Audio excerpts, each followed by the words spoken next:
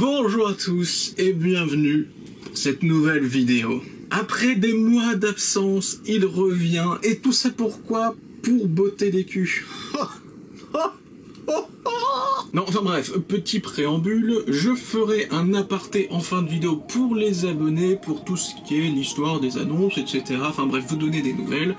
On n'est pas là pour ça. Aujourd'hui, on est là pour une vidéo, une réaction, si vous voulez, une réaction à une vidéo. C'est pas vraiment une réaction parce qu'il y a quand même un truc qui a été écrit derrière.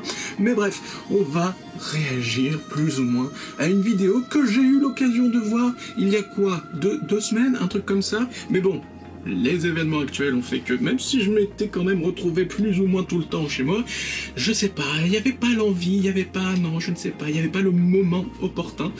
Mais maintenant, je suis prêt, on peut y aller, on va s'amuser. Alors qu'est-ce que c'est un petit peu le principe de l'émission? Bon bah l'émission, si avant le principe c'était plus ou moins de voir un youtubeur, de prendre une de ses vidéos, de la disséquer pour voir en quoi il disait de la merde, et ben aujourd'hui ça va plus ou moins être la même chose, sauf que au lieu de faire en sorte qu'on ne dit pas son prénom, pour ne pas lui faire de la mauvaise pub ou quoi que ce soit, là, on s'en fout.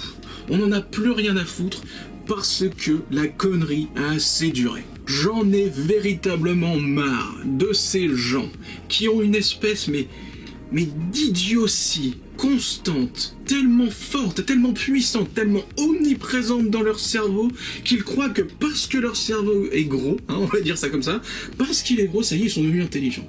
Leur bêtise devient leur intelligence. Dans leur connerie, ils arrivent à être intelligents.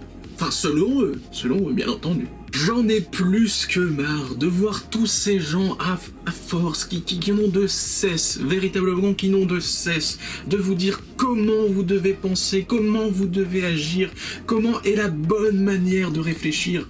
Je n'en peux plus. Et aujourd'hui, nous avons un nouveau cas, enfin nouveau non, parce qu'on s'est déjà attaqué, entre guillemets, au sujet. Il s'agit de Game Spectrum.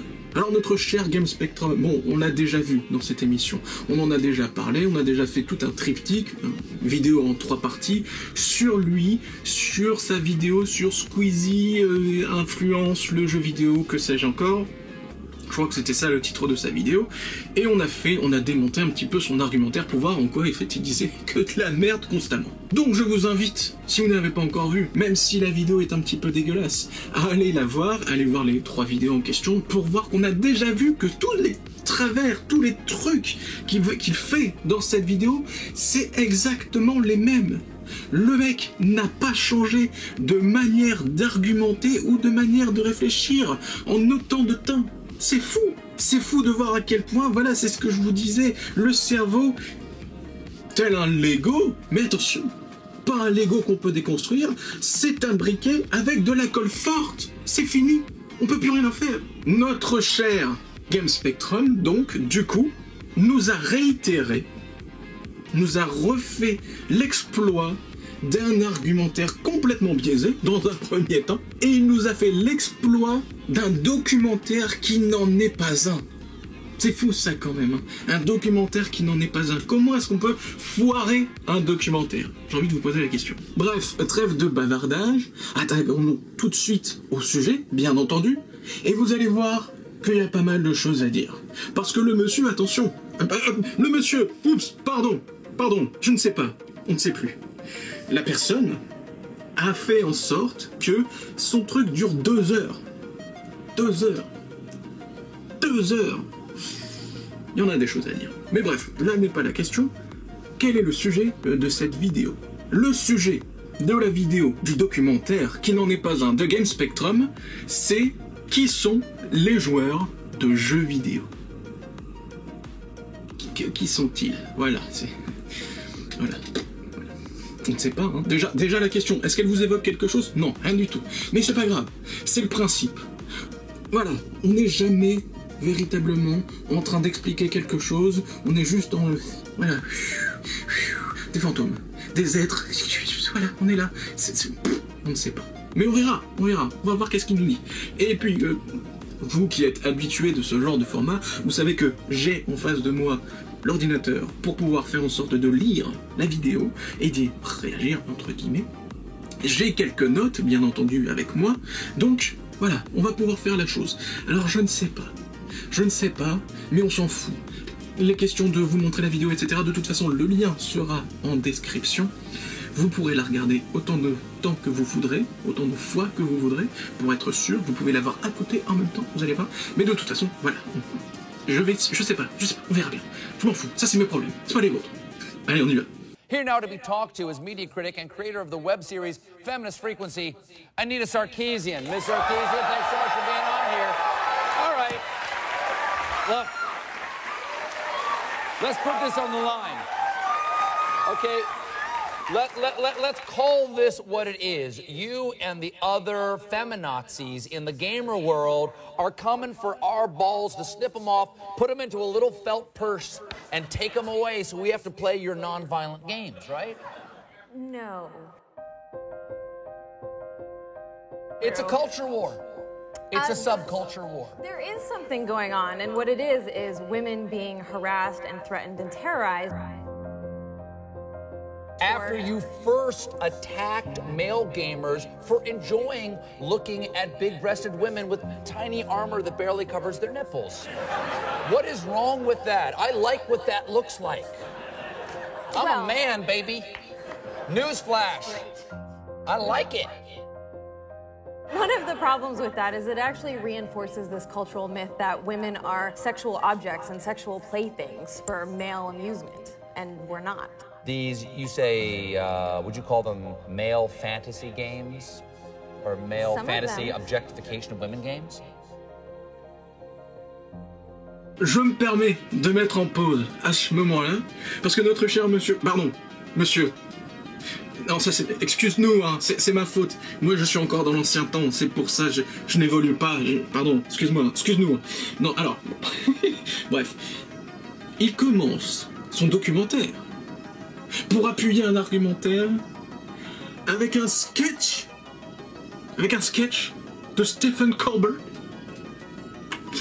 Donc vous savez, c'est comment dire, ces trucs à l'américaine où vous avez un présentateur qui est comme ça, il a la tchatch, pardon, vous savez, il invite quelqu'un, tout est monté, tout est répété avant, etc.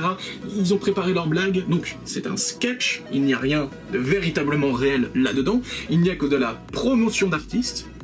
Il nous met ça en premier lieu, un sketch volontairement stupidement sexiste, pour nous mettre un petit peu en bouche sur ce que ça va être son truc. Alors attention, ça va pas être qui sont les joueurs de jeux vidéo, ça va être le lien entre la masculinité et le monde du jeu vidéo. Voilà. Il y a déjà pas de rapport. Mais c'est pas grave, on s'en fout. Ça viendra après, ne vous en faites pas. Moi, ce que je voulais mettre en avant, c'est que notre cher Thomas Versavant, de son prénom et de son nom, qu'il a mis en début, là, pour montrer, il nous dit que c'est fabriqué par Thomas Versavant. Et en plus de ça, ce qu'on peut noter, c'est que le format de la vidéo est en 4/3. Excusez-moi, excuse-nous, je suis encore en train de regarder parce que j'ai mes notes, etc. Et voilà, je vais souvent faire comme ceci. Ne m'en voulez pas. Je suis dans notre monde, moi. Je suis dans l'ancien monde. Je suis pas prêt. La technologie, ça me fait peur. Par contre, attention, habituez-vous à ça. Là, je vais vous parler un petit peu du 4/3 et du fait qu'ils disent fabriquer. On va être vraiment, voilà, comme ça, avec des pincettes sur tous les petits trucs. On va essayer de faire attention. On va essayer de ne pas heurter la sensibilité de certaines personnes un peu trop... qui ont une grande sensibilité. Voilà, on va dire ça comme ça. On va essayer de ne pas heurter ces pauvres âmes. Je vais prendre des petits détails comme ça, parce que c'est ici que tout se joue. La phrase, l'adage, le diable se cache dans les détails. Le monsieur nous le met en 4/3 pour spécifier qu'il fait un documentaire. C'est voulu. Ça n'a aucune espèce d'importance, parce que le format de la vidéo, c'est du YouTube, on s'en fout que ce soit mis en 4/3 ou pas, mais lui, il te l'a mis en 4/3 pour bien spécifier que c'est un documentaire. Mais là où ça devient marrant, c'est qu'il dit fabriquer. Alors quand un charpentier te dit qu'il a fabriqué une charpente, voilà, il t'a fabriqué une charpente. Le mec qui est un charpentier donc, ou la femme qui est une charpentière, ou que sais-je encore, qui fait en sorte, qui te dit ça, elle n'a pas fait des trucs et des machins dans sa tête pour se dire exactement comment est-ce qu'elle allait faire ça. Non, elle a suivi une technique particulière, la personne a suivi une technique particulière pour, avec le bois, elle l'a pris, elle l'a testé, elle a fait en sorte que le bois puisse être véritablement rigide, solide, pour qu'on puisse faire les fondations de la maison, et ensuite il a fait la charpente, il a fait les fondations de la maison pour que ta maison ne tombe pas. Mais quand un artiste, et pas un artisan, quand un artiste te dit qu'il a fabriqué quelque chose, qu'est-ce que ça insinue exactement? Alors attention, je ne dis pas que notre cher Thomas ici est un artiste, ni même qu'il se prétend artiste. Ce que je dis, c'est que si on avait voulu faire un véritable documentaire dans les règles de l'art, on se serait pas fait chier à faire des effets de montage, à faire des effets colorimétriques, à faire des figures de style dans le dialogue. Construire le genre.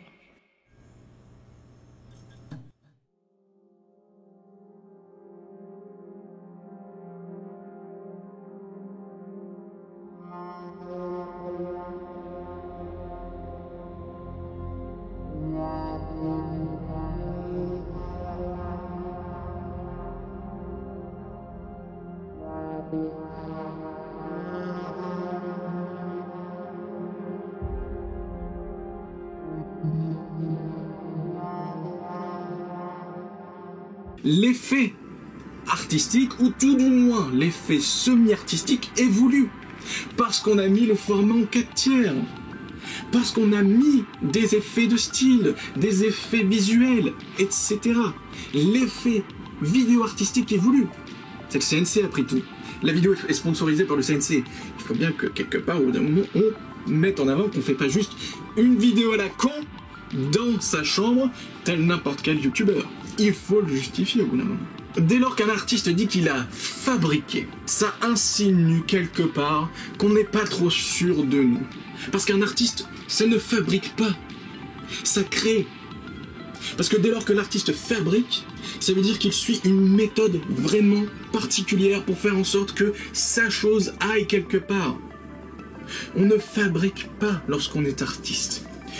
Sinon ça devient une routine, ça devient quelque chose qu'on fait régulièrement. Alors bien sûr, attention, ne me faites pas dire ce que j'ai pas dit, il y a des méthodes. Il y a des méthodes dans la peinture, dans la sculpture, etc. Bien entendu. Mais un artiste ne fabrique pas, il crée. Il y a déjà plein de dissonances entre la personne et ce qu'il a voulu faire, etc. Mais ça, c'est pas très grave. De plus, bon, ça c'est moi, ça c'est pour moi. Attention, hein. Petite attaque personnelle, c'est pour moi, je la garde. En plus, c'est cadeau pour vous. Quand un parent 1 ou un parent 2, attention, excusez-nous, quand un parent va à l'école, pour aller récupérer son enfant, et que la maîtresse s'empresse de dire, parce que l'enfant a joué avec de la pâte à sel le jour même, quand la maîtresse ou le maître s'empresse de dire « Regardez ce qu'il a fabriqué avec ses petites mains aujourd'hui », de là à dire que ce que nous a fait cette personne est digne des élucubrations d'un enfant de 3 ans, c'est un acte que je commets assez volontiers. Ouais. Toujours en rapport avec le format 4 tiers, il y a une phrase très juste de cet article trouvé sur le blog Semiosin que je vais me permettre de citer. Le format carré au cinéma, c'est avant tout celui de la norme, de la symétrie et de la convention.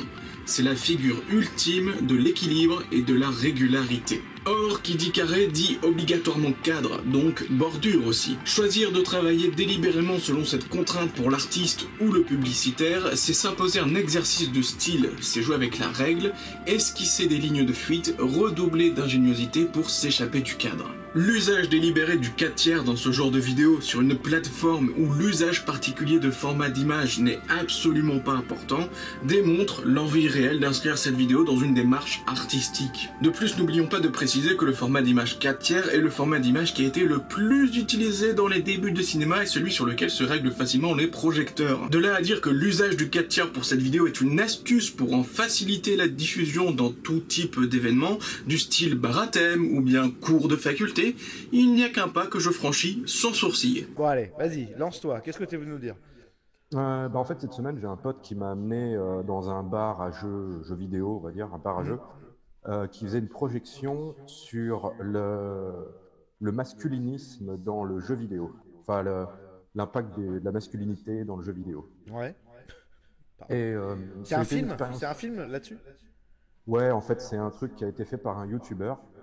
Et encore une fois, celle-là elle est pour moi. Hein. N'oublions pas que le format 4/3 réduit métaphoriquement le champ de vision de la personne qui regarde l'écran. Est-ce que Thomas fait usage de ce format dans le but de mettre des œillères à ses spectateurs? L'a-t-il fait pour lui de manière inconsciente, sachant qu'il faisait ostensiblement preuve de déni de réalité? Ou au contraire se met-il des œillères à lui-même pour se conforter dans l'idée qu'il a raison? Autre phrase intéressante dans l'article du blog, or dans son utilisation contemporaine, le format 4/3 opère essentiellement pour sa capacité à être transgressé, dépassé. Il n'existe jamais sans son contrepoids narratif incarné par l'image panoramique. Là où la plupart des personnes sur YouTube hors artistes se fichent complètement du format d'image et proposent des vidéos telles quelles, Thomas prend le contre-pied du 4/3 pour un documentaire.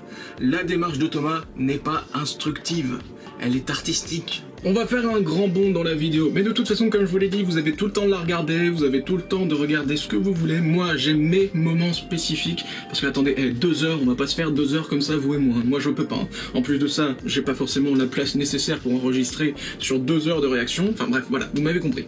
Alors, très spécifiquement, à 11 minutes 15, un truc comme ça, dans les FPS, on joue des mâles blancs.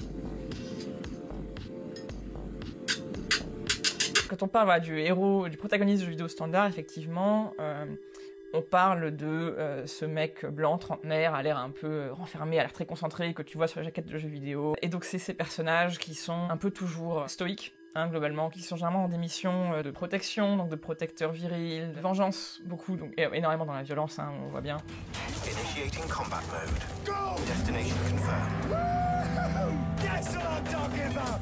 All right, in and out. La violence souvent très explicite, très présentée comme vraiment justifiée.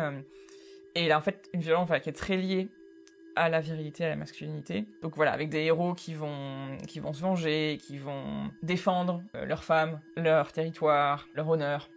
Cette masculinité violente que décrit ici Marlard n'est évidemment pas spécifique aux jeux vidéo. Nombre de films se complaisent aussi dans ces images d'hommes forts et virils. Mais le jeu vidéo, lui, il a tout de même une manière assez particulière de mettre en scène les hommes et de les faire jouer par le joueur. Cette manière particulière a été décrite par les chercheurs Stephen Klein, Nick Dyer-Whiteford et Greg de Potter sous le terme de masculinité militarisée. Selon eux, le jeu vidéo dominant tourne autour de thématiques de conquête, d'hyper-militarisation des mécaniques de jeu avec des héros masculins conquérants et guerriers.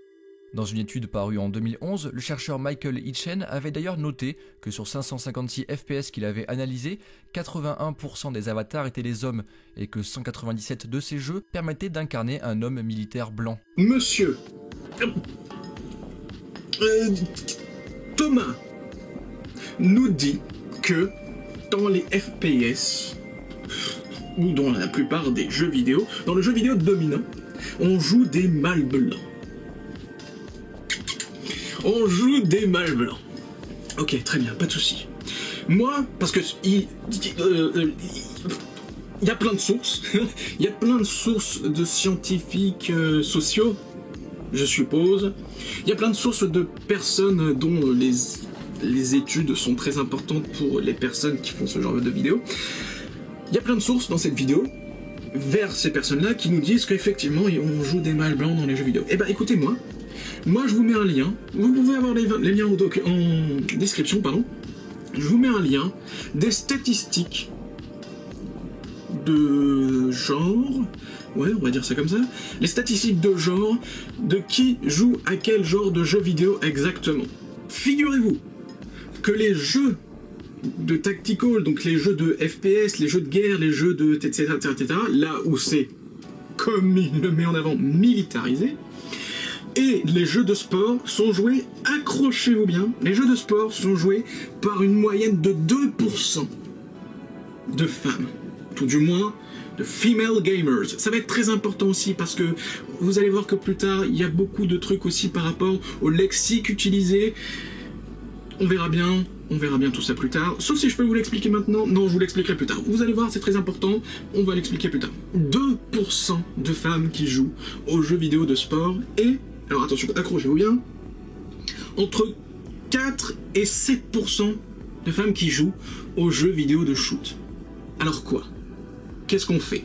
Qu'est-ce qu'on fait exactement? Qu'est-ce qu'on fait dans ces cas-là? Est-ce qu'il faut absolument qu'on puisse jouer des femmes dans les jeux vidéo de shoot malgré le fait évident que les femmes n'y jouent pas? Est-ce que c'est une relation de cause à effet? Ça, on va le voir aussi plus tard, qu'il mélange un petit peu cause, conséquence. Vous allez voir, ça va être croustillant. Il est évident que les jeux dominants vont faire en sorte d'avoir des personnages, des avatars qui sont représentatifs des gens qui jouent à ces jeux-là. Qu'est-ce que ça s'appelle? Qu'est-ce que ça s'appelle? Comment ça s'appelle, pardon? Ça s'appelle tout simplement s'assurer d'une vente. Les gens qui vendent des jeux vidéo, parce que ça c'est super important aussi, hein, on le verra plus tard, les gens qui vendent des jeux vidéo, c'est une économie, et ils ne font pas ça juste pour vous plaire à vous, joueurs. On vend un produit. Si on veut être sûr de sa vente, on ne fait pas une chose en particulier en espérant éventuellement que les gens soient contents d'acheter le jeu en se disant « Ah, c'est vrai que cette compagnie-là, eh ben vous savez quoi, allez, hop, je leur donne mon argent.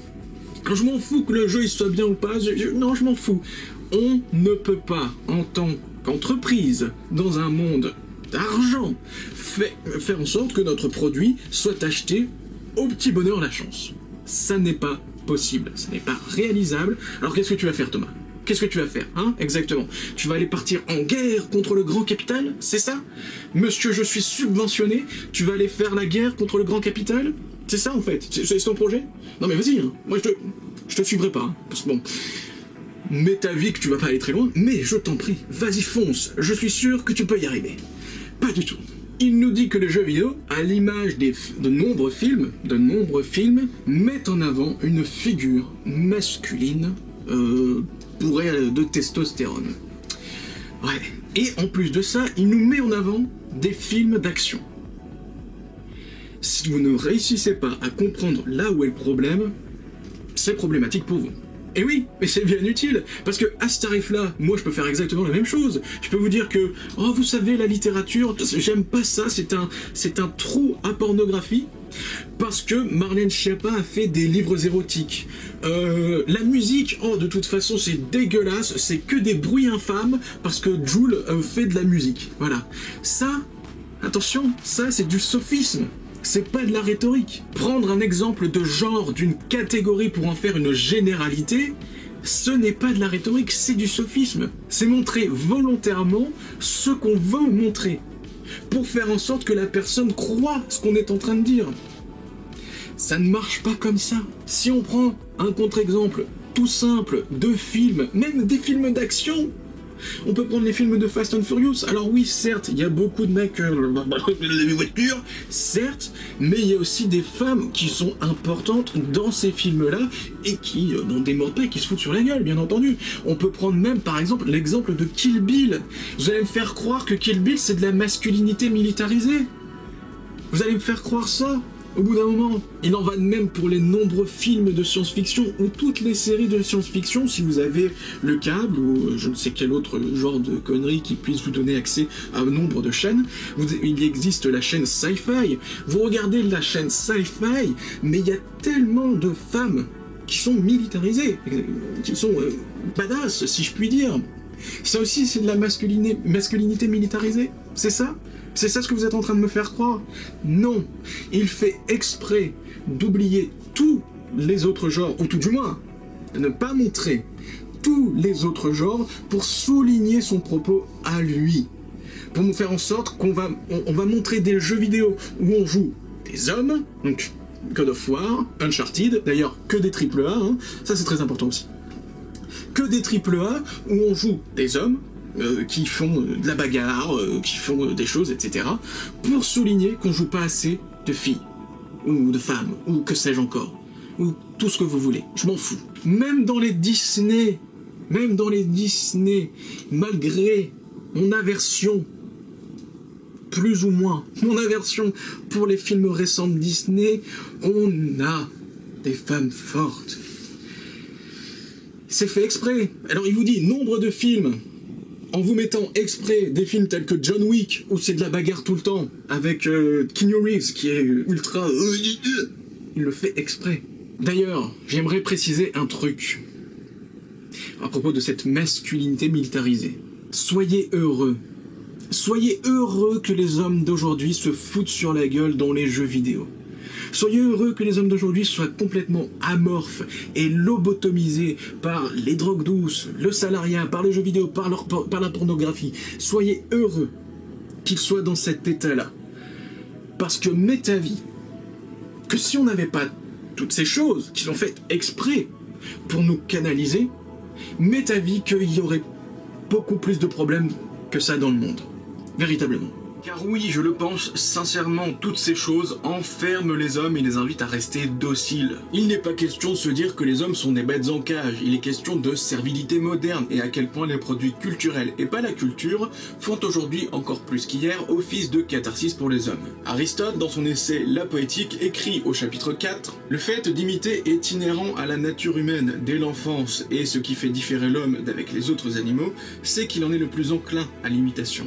Les premières connaissances qu'il acquiert, il les doit à l'imitation, et tout le monde goûte les imitations. La preuve en est dans ce qui arrive à propos des œuvres artistiques, car même les choses que nous voyons avec peine, nous nous plaisons à en contempler l'exacte représentation, telle par exemple que les formes des bêtes les plus viles et celles des cadavres. Cela tient à ce que le fait d'apprendre est tout ce qu'il y a de plus agréable, non seulement pour les philosophes, mais encore tout autant pour les autres hommes. Seulement ceux-ci ne prennent qu'une faible part à cette jouissance. Cela est vrai, et s'il vous intéresse d'en apprendre plus sur les pulsions épistémophiliques, les désirs d'apprendre, je vous invite à regarder ma vidéo intitulée Réflexion sur les robots. Aristote écrit encore, et en effet, si l'on se plaît à avoir des représentations d'objets, c'est qu'il arrive que cette contemplation nous instruit et nous fait raisonner sur la nature de chaque chose, comme par exemple que tel homme est un tel. D'autant plus que si, par aventure, on n'a pas prévu ce qui va survenir, ce ne sera pas la représentation qui produira le plaisir goûté, mais plutôt l'artifice ou la couleur ou quelque autre considération. Aristote nous dit simplement que si on s'amuse soit à faire des jeux de guerre ou à faire la guerre dans les jeux vidéo, c'est parce que quelque part, on a un désir de sentiments spéciaux à assouvir. Et oui, même si je parle de violence ici, les œuvres artistiques peuvent être représentatives de toutes sortes d'événements. Aristote écrit, toujours dans la Poétique au chapitre 2, « Comme ceux qui imitent des gens qui agissent et que ceux-ci seront nécessairement bons ou mauvais, presque toujours les mœurs se rattachent à ces deux seules qualités, et tous les hommes en fait de mœurs diffèrent par le vice et par la vertu, il s'ensuit nécessairement aussi que nous imitons des gens ou meilleurs qu'on ne l'est dans le monde, ou pires, ou de la même valeur morale. Ici, la chose à comprendre, une chose simple à comprendre, je pense, même pour notre influenceur à l'intelligence supérieure, c'est que de tout temps, dans toute civilisation et dans toutes les cultures, il existe et existera des représentations de l'humain dans toutes ses formes, qu'elles soient bonnes ou mauvaises. Tout cela dans le but, bien sûr, de donner à l'humain des images qui lui serviront à avoir des points de repère, des exemples de vie, des modèles. Jusqu'à présent, on a bien pu voir que cette personne n'est pas du tout impartiale. Ce qu'on attendrait d'une personne qui fait un documentaire, elle n'est pas impartiale et fait complètement et pleinement confiance à ses biais cognitifs. Les biais de confirmation, par exemple, on va chercher de manière volontaire ce qu'on veut chercher, on met en avant ce que l'on veut pour faire en sorte de se dire « Ah bah oui, j'avais raison ». D'ailleurs, là que j'y repense, mâle blanc. Ça, vous aimez bien le dire, ça, mâle blanc. Comme si c'était l'insulte suprême, c'est le croque-mitaine. Attention, le mâle blanc, il va venir te manger dans ton sommeil. Le mâle blanc, le blanc. Incroyable que vous êtes à avoir un champ lexical qui ne se résume qu'aux couleurs et au néologisme. D'ailleurs, encore, celle-là elle est pour moi, mais vous pouvez la ressentir comme vous voulez. Vous savez qui c'est qui ne fait que référence aux couleurs et qui invente des mots tout le temps? Les enfants, effectivement. Mais ouais. Celle-là elle est pour moi. Voilà, vous pouvez la garder, vous pouvez la ressortir comme vous voulez. Voilà. À 12 minutes 15, on a une comparaison, et alors là, attention, c'est encore, mais c'est là-haut, hein, c'est vraiment, mais c'est au-dessus de nous, on peut pas comprendre, une comparaison entre Uncharted et Tomb Raider. Ça va être incroyable, ça va être formidable. J'ai écrit un tout petit passage, parce que je pourrais me le faire là pour vous tout de suite, mais vu que je l'avais bien écrit, je me suis dit bon bah je vais vous le lire, puis comme ça, bon voilà, enfin bref, hein, on s'en fout, vous allez comprendre. Dans un article paru en 2012, Marlar, elle, pointait déjà du doigt cette réalité, en comparant les traitements de Lara Croft et Nathan Drake. Une comparaison qui semble logique, hein. Ce sont à la base de personnages relativement similaires, ils sont une forme de réitération de la figure de l'aventurier à la Indiana Jones. Mais Lara est une femme, et ça change tout. Dans le reboot de Tomb Raider datant de 2013, elle est souvent présentée comme souffrante, elle se fait capturer, blessée. Les animations de sa mort sont particulièrement épouvantables. Elle pousse constamment de petits gémissements, et l'emphase est mise sur sa vulnérabilité permanente. Alors que Nathan Drake, lui, est un homme, et ça change tout aussi. Il est présenté comme un personnage héroïque, l'arme à la main. Il vient narrer en voix off la force et le courage qu'il faut pour réaliser ses rêves. Il est cool et ne se blesse jamais vraiment. Nathan Drake, en fait, il est présenté comme un héros conquérant. Lara Croft, elle, est une proie qui tente de survivre. Alors que, fondamentalement, ce sont les mêmes personnages. Donc vraiment, quand on étudie les choses, c'est assez dur de ne pas voir que le jeu vidéo entretient un rapport étrange et assez unilatéral à ses héros masculins. À 12 minutes 15, donc, on compare Uncharted et Tomb Raider. Bon, déjà, on compare le reboot de Tomb Raider et Uncharted 3. On prend pas la peine de mettre en avant le fait que Tomb Raider est la série de jeux qui a démocratisé l'héroïne dans le jeu vidéo au public masculin. D'abord, par l'aspect sexuel, c'est sûr, mais aussi pour les prouesses techniques et la densité de gameplay qu'offrent les jeux, et que cette même série est une des inspirations de jeux d'action Uncharted 3, et que le reboot de Tomb Raider en 2013 a complètement réinventé son modèle et ses dynamiques de gameplay, tellement qu'ils ont su sortir de la tombe leur héroïne, qu'ils ont su éclipser les Uncharted, et qu'ils ont su relancer leur franchise Tomb Raider. Tout ça, tout le principe du jeu vidéo et son apport culturel, on s'en fout, parce que Lara est une femme et elle gémit lorsqu'on la frappe. On fait quoi du coup dans ce cas de figure? On la rend muette, on la fait doubler par un mec à la voix super grave, on va voir Alice David, doubleuse de Lara Croft, et on lui dit de prendre une voix de bonhomme pour doubler le personnage? Mais au bout d'un moment, il faudrait commencer à réfléchir. D'ailleurs, petit aparté, toujours en référence avec Tomb Raider, je suis un petit peu allé chercher dans les commentaires. Vous verrez que plus tard dans la vidéo, peut-être vers la fin, on va regarder un petit peu les commentaires auxquels il n'a pas pris le temps de répondre. Tous les autres, ils ont un petit cœur, vous savez, le truc là, adoré par celui qui a fait la vidéo. Mais ceux qui vont à son encontre, bien entendu, voilà, rien du tout. Parce que c'est un documentaire après tout, il n'y a pas besoin d'être biaisé. Il a pris la peine de répondre à une personne qui lui disait un truc à propos de Tomb Raider. Nanani nanana, je ne sais plus exactement ce qu'a dit le commentaire, mais Game Spectrum, Thomas Versavo de son prénom et de son nom qu'il a pris la peine de signer, nous a dit: je trouve ça aussi très chouette de voir la progression du personnage de Lara, c'est un jeu très réussi sur cet aspect-là, pardon. Le truc, c'est que c'est un type de scénariste qu'on retrouve beaucoup trop. Un personnage féminin doit trop souvent subir les pires sévices, passer par les pires étapes pour pouvoir devenir forte et badass. Alors, c'est un tic de scénariste, bien entendu, que les femmes doivent subir les pires sévices. Ouais, d'accord. Dis-moi, très cher Thomas, est-ce que t'as lu Berserk? Non, je te demande ça parce que il me semble, mais je suis pas sûr. Vous savez, moi j'ai pas la science infuse, contrairement à certaines personnes qui font des documentaires. Il me semble que dans Berserk, le personnage principal, c'est pas une femme, et des sévices. Ouais, il y en a. Des sévices. Ouais, il y en a. Mais bon, c'est un homme après tout, Non, on s'en fout. On s'en fout. C'est pas du tout pareil, c'est une exception. Ok, pas de souci. Donc on oublie tous les autres genres où effectivement les hommes doivent en prendre plein la gueule. On oublie ça? On oublie? Ok, y a pas de souci. Non mais je comprends, ça va que dans un seul sens. Ok, pas de souci. Non mais c'est ma faute. Encore une fois, moi je suis dans l'ancien temps. Dans sa vidéo Le potentiel inexploré des jeux vidéo, Pop Culture Detective montrait que, même dans les jeux d'exploration-aventure, souvent plus légers dans leur rapport à la violence, toutes les autres mécaniques de jeu servent en vérité simplement à renforcer le héros. Les recettes de cuisine permettent d'être plus forts, le craft sert à créer des armes, les constructions sont là pour nous défendre, et j'en passe. Cette idée de l'homme fort, violent, conquérant, elle est donc dominante dans le jeu vidéo. Vraiment. Donc les sommets de la bêtise sont atteints avec la phrase qu'il vient de nous sortir. Je l'ai noté, La bouffe renforce ton héros dans les jeux d'aventure, La fabrication sert à créer des armes. Dans les jeux de tir et les constructions sont là pour nous défendre dans les jeux de gestion. Tout ça, ça renforce l'idée de l'homme fort. Oh, d'accord, très bien. Donc du coup, notre cher Thomas, dans sa diatribe, nous dit qu'en fait, dans les jeux d'aventure, il ne devrait pas y avoir d'éléments de progression. Et si on enlevait complètement l'élément de progression dans les jeux d'aventure? Ça c'est bon ça c'est incroyable. Le mec, la personne fait totalement abstraction du principe de progression dans un jeu vidéo. C'est le principe de progression du héros dans le roman. Le principe de faire en sorte que ton personnage passe par des stades d'évolution différents pour qu'une fois à la fin, il se transcende et passe de matière à essence et devienne un héros, un modèle d'idée à suivre. La progression dans une œuvre, c'est capital pour que toi, le spectateur, tu aies l'impression de faire quelque chose, pour que toi aussi, en tant que spectateur, tu en sortes grandi. Tu sais, c'est Aristote qui développe tout ça, dans son ouvrage La Poétique. Ça te parle, ça, la philosophie?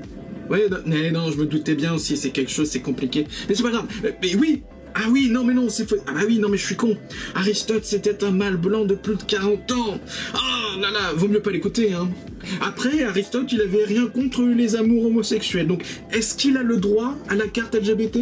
Aussi, Aristote écrit encore au chapitre 5 lorsqu'il décrit les différentes parties qui constituent la tragédie, ainsi que leur importance. Ajoutons que les parties de la fable les plus propres à faire que la tragédie entraîne les âmes, ce sont les péripéties et les reconnaissances. Ainsi donc, le principe, et comme l'âme de la tragédie, c'est la fable. Les mœurs viennent en second lieu, car l'imitation est l'imitation d'une action, et, à cause de cette action, l'imitation de gens qui agissent. Si, bien évidemment, ce qu'écrit Aristote dans son essai s'adresse aux personnes désireuses de savoir comment constituer un récit, il reste qu'on peut en retirer l'essentiel de ces dires, et qu'on peut les adresser, à notre tour, aux personnes qui sont aussi spectatrices. D'ailleurs, une chose qui est insinuée dans les jeux d'aventure, dans les jeux notamment avec Breath of the Wild, The Legend of Zelda, on joue Link. Alors quoi? C'est pas bien? C'est pas bien The Legend of Zelda? Il aurait fallu qu'on joue Zelda dans The Legend of Zelda? C'est ça? Et c'est pas bien? Bon, on a vu comment ça se passe quand on joue à Zelda dans un jeu The Legend of Zelda, mais bon, c'est une autre histoire. Mais qu'est-ce que tu vas faire exactement contre ça? Parce que les jeux Nintendo, en règle générale, c'est ça. Hein. Dans The Legend of Zelda, bon, on joue Link, parce que c'est voulu comme ça depuis le début de la série. Dans Super Mario, on joue à Mario, dans Kirby, on joue à Kirby. Donc qu'est-ce que tu vas faire exactement? Tu vas aller voir Nintendo, tu vas aller leur dire non, je veux jouer au personnage féminin dans les jeux vidéo? C'est ça? Non mais je t'en prie, hein, vas-y, hein, tu vas voir comment tu vas être accueilli. Ça va être goldé. Je pense que ça va être incroyablement beau la manière dont tu vas aller te faire voir. Après peut-être que Nintendo, ils ont aussi le droit à leur carte parce qu'on peut jouer Samus dans Metroid. Ah ouais mais non, elle est dans une armure. Ah c'est dommage, hein. On était à ça de... Aïe aïe aïe aïe.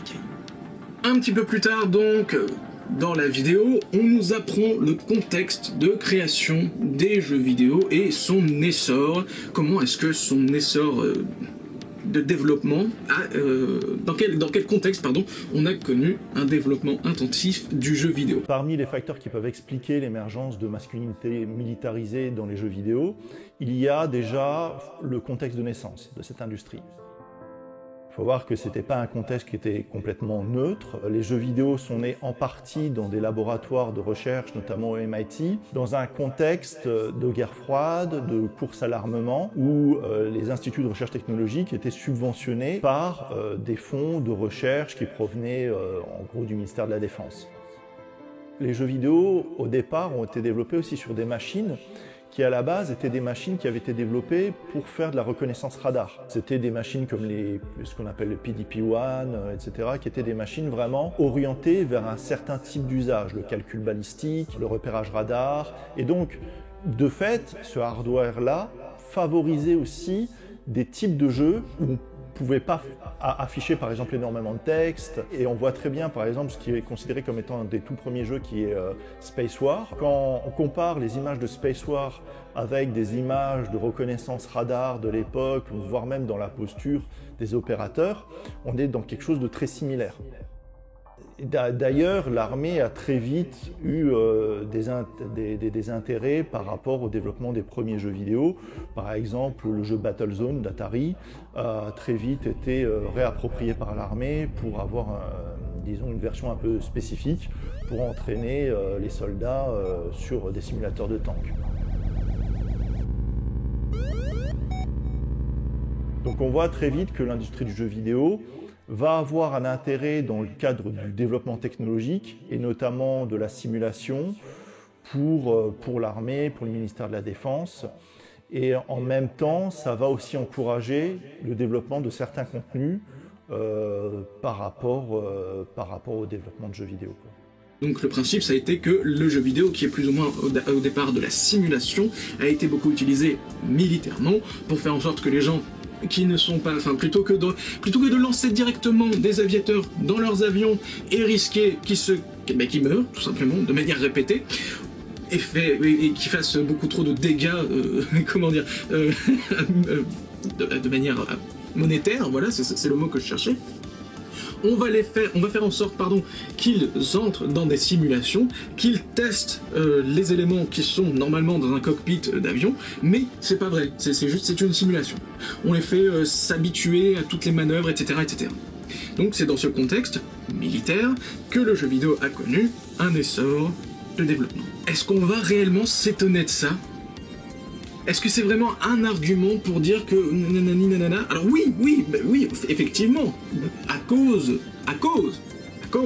de ça, les jeux vidéo se sont orientés vers des jeux vidéo qui sont beaucoup plus militaires, mais parce que c'était ce qu'on avait fait depuis longtemps, et c'était ce qu'on pouvait vendre facilement parce qu'on savait comment les faire.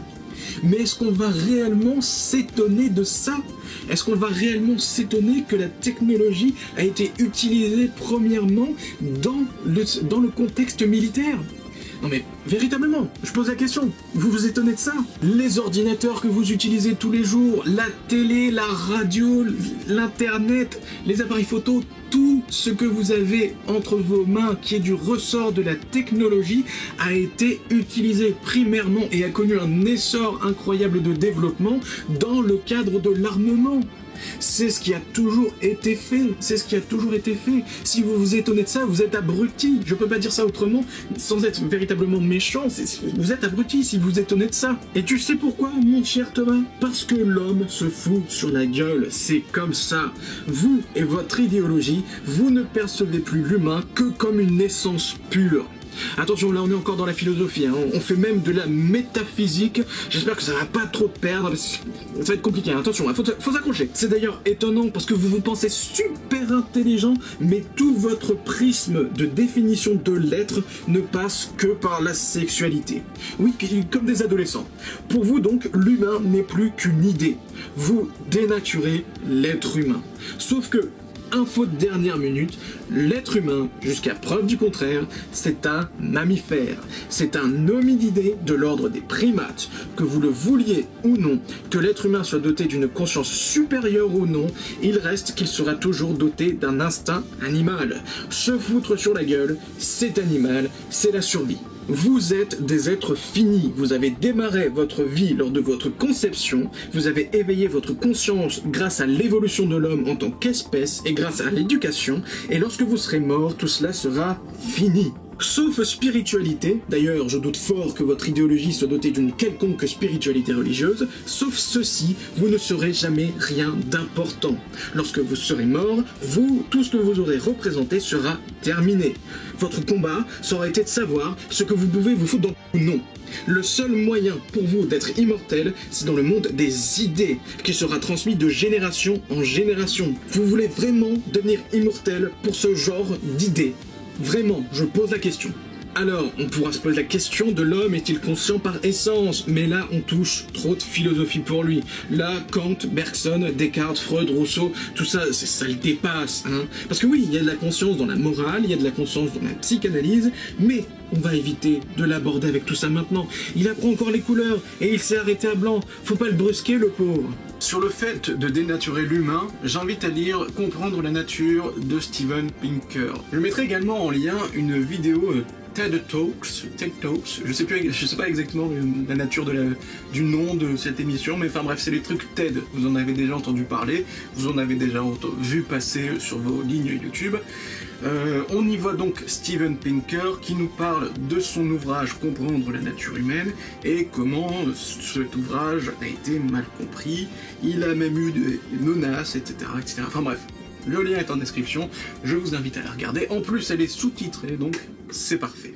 Plus tard un peu dans la vidéo, donc, on apprend que après le krach boursier du jeu vidéo, avec notamment la fameuse histoire d'Atari et des disquettes de jeux E.T. Enterrées dans le désert, on apprend que la firme japonaise Nintendo décide d'exporter, parce qu'elle a réussi, décide d'exporter sa console de salon, la Famicom à l'époque, aux États-Unis. Ils ont donc fait des études de marché pour voir qui jouait aux jeux vidéo. Ils se sont rendus compte que c'était beaucoup plus des petits garçons et ils ont ensuite commercialisé leur console sous le nom de la NES. Cette crise qu'évoque Sébastien est sans précédent. À son pic, le jeu vidéo de l'époque générait 3,2 milliards de dollars. En 1985, l'industrie était retombée à 100 millions de dollars, soit une chute de 97% des revenus. À l'époque, on parlait vraiment du jeu vidéo comme d'une mode qui s'était éteinte et qu'on n'en parlerait plus jamais. C'était fini. Mais c'était sans compter sur une petite boîte japonaise qui n'était pas encore trop connue. Suite à ça, effectivement, la reprise économique, notamment dans le marché des consoles, en Occident, parce qu'on parle surtout là de ce qui se passe aux États-Unis, un peu en Europe aussi, mais surtout aux États-Unis, c'est fait par l'entrée sur le marché de Nintendo. Alors, Nintendo. Quand sort la Nintendo Entertainment System, ou NES en 1985 aux États-Unis, c'est un événement. L'industrie était mourante, l'avenir était morose, la console de Nintendo arrive et relance la machine. Les billets pleuvent, les jeux se vendent. Donkey Kong Jr., Duck Hunt, Ice Climber, Super Mario Bros, tout débarque en même temps et Nintendo s'impose. Mais cette arrivée de Nintendo aux États-Unis a été calculée, faut pas croire, ça s'est pas fait du jour au lendemain. Pour une des premières fois dans l'histoire du jeu vidéo, une console était lancée via une campagne marketing très étudiée. Dans l'article de Polygon précédemment cité, c'est Mike Mika qui raconte tout ça. Mike est chef creative officer chez Other Ocean Interactive et a commencé sa carrière à l'époque de la Game Boy. Sur Polygon, il raconte comment, à cette époque, les éditeurs se mettent à voyager à travers le pays, à rencontrer les joueurs dans des tournois de jeux vidéo organisés par leurs soins. C'est comme ça qu'ils trouvent leur nouvelle cible marketing. Malgré la présence d'un public relativement divers à ces tournois, il y avait au final plus de joueurs hommes que de joueurs femmes, et ça leur a suffi. À cette époque, les garçons devinrent donc le public de prédilection de ces éditeurs. Nintendo s'activa, la NES fut très vite vendue comme une console pour les garçons, et Mike Mika déclare que c'était probablement le premier âge de l'éveil démographique du jeu vidéo. Les jeux vidéo allaient être réinventés. Très vite, dans les publicités, on ne voit plus que des jeunes garçons, des adolescents. Quand la fameuse console portable de Nintendo sort, elle s'appelle la Game Boy et pas la Game Girl. La différence entre les genres de jeux n'est plus du tout faite. Même Tetris est vendu comme une expérience masculine à la télé. Et on pourrait aussi faire l'analyse que Nintendo, avec certains de ses discours, continue aujourd'hui encore de raconter le jeu vidéo comme une pratique essentiellement masculine. The game is fun. The game is a battle. If it's not fun, why bother? If it's not a battle, where's the fun? Et visiblement, il faudrait s'étonner, ou tout du moins être révolté, du fait que la campagne marketing issue de cette étude de marché a visé principalement les petits garçons. Eh oui. Il y avait beaucoup de petits garçons dans les panels étudiés pendant les études de marché, mais c'est l'horreur, le fascisme. C'est le fascisme d'avoir fait des publicités visant les petits garçons pour vendre des consoles. Même si c'était beaucoup de petits garçons qui jouaient aux jeux vidéo, hein. Non, c'est dégueulasse. Ah non, ça c'est pas bien, hein. Il faut pas faire des pubs pour viser les gens, hein. Attention. Les Japonais aux États-Unis ont fait des études de marché et ont fait une campagne marketing pour s'assurer des ventes de leurs produits comme n'importe quelle entreprise qui veut faire du bénéfice. J'ai l'impression de donner des cours de SES alors qu'il m'a fallu moi-même des mois pour comprendre le principe de vente à découvert. Si tu as des objets à vendre et si c'est ton gagne-pain, tu vends pas un service, tu vends un objet. Tu as des coûts de production, tu as des échéances, tu as des crédits, tu as un contexte économique. Si tu veux un retour sur investissement, tu fais des études de marché, tu ajustes ta campagne marketing, on l'a dit plus tôt. Tu te dis pas que les gens vont être tout gentils tout plein et ils vont t'acheter ton truc parce qu'ils veulent te faire plaisir. Parce que oui, on l'a dit plus tôt, je sais, je me répète, jusqu'à preuve du contraire, le jeu vidéo est une industrie et c'est une économie. Donc dis-moi Thomas, je te repose la question hein, parce que je te l'ai déjà posée, mais la guerre, c'est ça? La guerre contre le grand capital? On est parti sur ce projet-là? Non, mieux, tu vas remonter dans le temps, à l'époque des premières études de marché de jeux vidéo, pour dire qu'il faut aussi faire des jeux pour les filles. D'ailleurs, là je me pose la question, mais faire des jeux vidéo pour les garçons et pour les filles, c'est carrément et complètement sexiste, et t'es en train de mégenrer les gens là. Tu vois ton truc? C'est sans fin. Il n'y a pas de fin à votre idéologie. Il n'y a pas de finalité à votre idéologie. Il n'y a pas de début, il n'y a pas de commencement. C'est juste un prisme de pensée pour que les gens vivent heureux dans le monde. Bref. Tiens d'ailleurs, là que j'y pense, parce que on est d'accord que ce qu'il est en train de nous dire, c'est que Nintendo a démarré des études de marché, etc. aux États-Unis. Est-ce qu'il va oser, parce que là il a déjà osé plein de choses, mais est-ce qu'il va oser nous dire que Nintendo, qui est une firme japonaise, est sexiste? Est-ce qu'il va l'oser? Est-ce qu'il va oser dire ça? Je me pose la question, hein. Vous savez, le Japon, ce pays qui met en avant des personnages androgynes, ce pays qui met encore plus, qui floute encore plus, pardon, la ligne entre ce qui est vraiment masculin, ce qui est vraiment féminin. Vous savez, hein, ce même pays-là, est-ce qu'il va oser dire que c'est sexiste? J'attends de voir. Mais plus encore, si on revient à la campagne marketing de la NES aux États-Unis, parce que là on parle de ça, hein, on parle de la campagne marketing de la NES aux États-Unis, là où elle a été orientée pour faire acheter des consoles aux petits garçons. Il en veut, tout du moins c'est ce qu'on comprend, c'est ce qu'il essaye d'insinuer, il en veut aux Américains d'avoir démocratisé les jeux vidéo à travers le prisme masculin. C'est quand même triste d'être inconsciemment anti-américain, mais dans le même temps de ne vivre que par toutes les idéologies naissantes de ce même pays, à savoir le principe des minorités opprimées, qu'on appelle en France les racisés, la théorie du genre, etc. Parce que la théorie du genre et les minorités opprimées, ça part des campus universitaires, ça part d'idéologie de ces mêmes endroits bourgeois. Attention, ça faut le préciser, hein, parce que t'entres pas à la fac aux États-Unis comme t'entres à la fac ici en France. Hein, c'est pas du tout la même chose. Hein. Faut payer très cher pour aller aux universités américaines. Donc toutes ces idéologies bourgeoises américaines viennent en contradiction avec le fait qu'il est anti-américain, mais il est américain. Il sait plus. C'est incroyable. C'est incroyable d'avoir des biais comme ça, cognitifs, qui te retournent le cerveau lui-même. Je ne comprends pas. D'ailleurs, en parlant de ça, j'en reviens toujours pas, moi, perso, que le terme de racisé soit une chose politiquement correcte. Il y a quand même race dans la racine du mot. Combattre le racisme en ayant race dans la racine du mot, ça c'est... bravo, chapeau. Le truc, c'est que cette histoire des hommes dans et autour des jeux vidéo, elle ne vient pas de nulle part.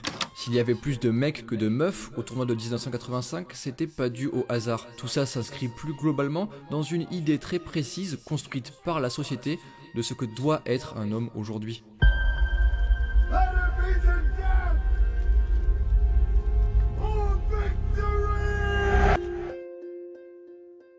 Et cette idée, pour la comprendre, pour comprendre comment elle s'est construite, on va devoir s'intéresser à tout un domaine d'études en sociologie, un domaine qu'on appelle le genre. Alors là, on va rentrer dans des trucs un peu plus compliqués. Qu'est-ce que c'est être un homme? Qu'est-ce que c'est être une femme? Et puis, au final, qu'est-ce qu'on s'en fout qu'un héros soit masculin ou féminin? Ou que les jeux soient plus pour les garçons que pour les filles? On s'en fout du sexe des gens en vrai, non? C'est une vraie question. Eh bien, la vérité, c'est que quand on parle des hommes et des femmes dans le jeu vidéo, on ne parle pas de leur sexe, mais de leur genre, justement.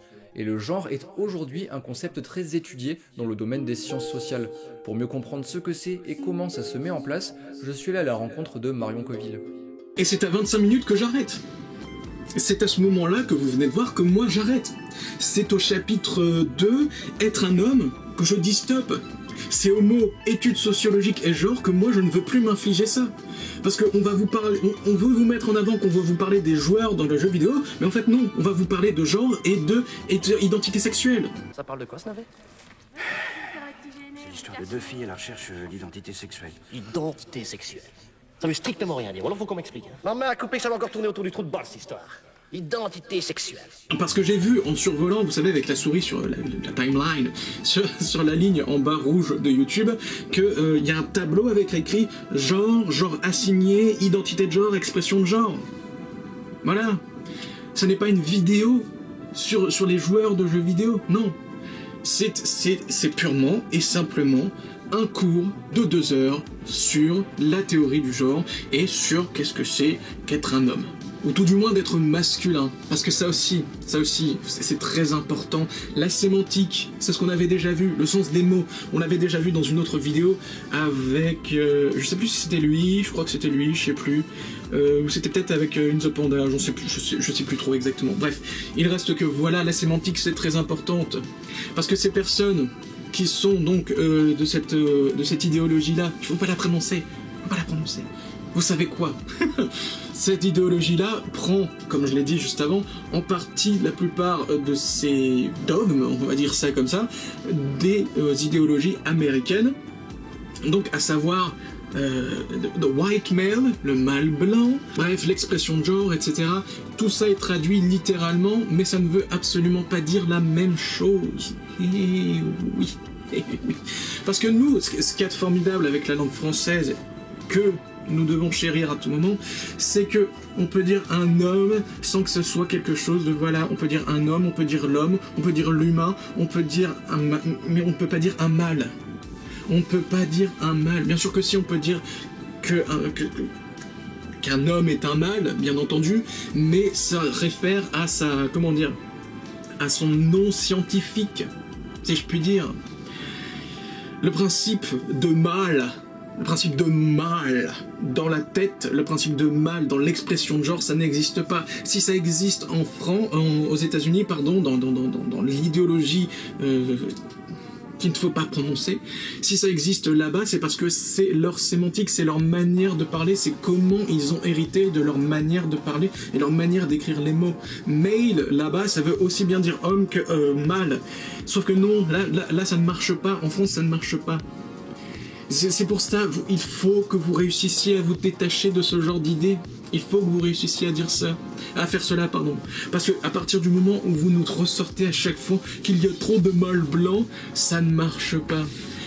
Ça ne marche pas. Vous réussissez à réduire les hommes de couleur blanche au fait que ce soit des mâles blancs, mais pendant ce temps-là, vous et votre idéologie, vous avez le droit de vous attribuer tout ce qui vous passe par la tête et par la main. Vous vous rendez compte quand même qu'il y a un conflit et que ce conflit est purement grotesque. Grotesque, il est purement grotesque. Parce que qu'est-ce qui se passe? Alors je ne prétends pas avoir la science infuse, hein, rassurez-vous. Moi je ne suis pas comme ça, je ne fais pas de documentaire. Qu'est-ce qui se passe exactement en ce moment même avec toutes ces personnes qui se prétendent de cette idéologie? Il y a des personnes qui sont comme ça, qui se disent « Ah bah vas-y, fais ta vie, on s'en fout, fais ce que tu veux, moi tant que t'es heureux, ça me va. » Et il y en a d'autres qui vont être vraiment « Ah, vous savez, non, je veux me battre, je ne suis pas content de ce monde, non. » Bref, il reste que toutes ces personnes qui sont sur l'idée d'établir une idéologie sur les sciences sociales sont des abrutis finis. Parce que les sciences sociales, ce n'est pas quelque chose d'exact. Ce n'est pas parce qu'il y a science dans le terme que c'est quelque chose d'exact. Il y a beaucoup trop de facteurs qui entrent en compte pour faire en sorte que ce soit une science exacte. Si dans la physique, je prends une pomme, je la fais tomber, la pomme tombe, c'est de la physique, c'est de la science, c'est normal, c'est comme ça existe, on peut rien faire autrement. Par contre, si vous me dites qu'il y a certaines personnes qui s'identifient à d'autres genres, ça, d'accord, mais c'est quelques personnes, on ne peut pas en faire des généralités. Il y a le facteur humain qui est beaucoup trop présent dans l'équation des sciences sociales pour que ce soit quelque chose de concret. Ça n'est pas possible, ça n'est pas réalisable. Ce n'est pas parce qu'il y a des personnes qui se prétendent avoir des doctorats en genre qui vous sortent des trucs que forcément c'est logique. Les sciences sociales sont beaucoup trop, comment dire, dépendante à tout ce qui se passe dans le monde pour que ce soit exact. Regardez un exemple tout bête, là en ce moment même, nous sommes tous confinés chez nous, est-ce que vous allez me faire croire que le paradigme humain est le même? Non, bien sûr que non. Toutes les choses qui font directement référence au comportement humain ne peuvent pas être exactes. Il y a beaucoup trop de facteurs, faire en sorte que ce soit quelque chose qui puisse être admis par tout le monde et catégoriquement admis même par tout le monde, ça n'est pas possible pour quelque chose qui est beaucoup trop fluctuant. Une chose très amusante, Christopher Dummett, historien et docteur en études de genre, a fait en 2019 son mea culpa. En effet, ce docteur qui avait publié un livre sur le comportement des hommes de l'après-guerre au Canada nous explique que, malgré l'attrait des universités et plus particulièrement des facultés spécialisées dans les études des femmes, des sciences sociales et de genre, pour son ouvrage et ses études, il aurait tout inventé depuis le début. Sûr de lui, et avec une méthodologie qu'il pensait alors des plus efficaces dans n'importe quel débat, il nous explique quel était son plan pour démontrer que le sexe et que le genre ne sont que des constructions sociales, spatio-temporellement évolutives. La méthodologie se suit selon un procédé qu'il prend la peine d'expliquer. Vous l'aurez compris, ce procédé est exactement le même qu'emploie Thomas Versavo. En premier lieu, on fait montre d'une connaissance historique. On montre, selon le sujet évoqué, qu'on a des exemples du passé qui indiquent ce vers quoi tend notre pensée. Mais, eh bien, comme toute domination, elle a une histoire, ça n'est pas naturel. Et cette histoire, elle remonte au tout début de l'industrie du jeu vidéo. En second lieu, dans la volonté de prouver que tout ce combat ne tourne pas que autour du sexe et du genre, on fait état de la notion de pouvoir et d'abus, de force et de faiblesse. Alors voilà. Voilà donc une courte et incomplète histoire de la radicalisation du jeu vidéo. Voilà entre autres comment les thématiques de masculinité militarisée se sont imposées. C'était pas un cheminement naturel. Enfin, en troisième lieu, on démontre par des faits historiques que les gens ont peur du changement. Enfin les hommes ont peur du changement.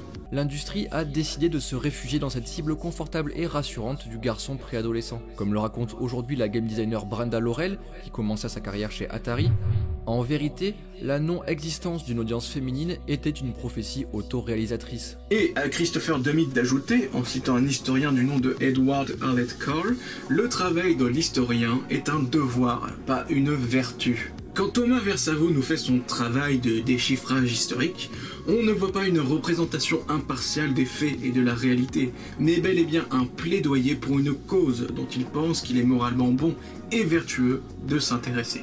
Mais ça c'est votre problème, vous avez pris l'idée que puisque ça voulait dire science, c'était exact et qu'il fallait suivre ceci. Mais non, comme je vous l'ai dit, vous avez dénaturé l'humain en pensant qu'il n'est plus qu'idée, qu'il n'est plus qu'essence, mais ce n'est pas vrai.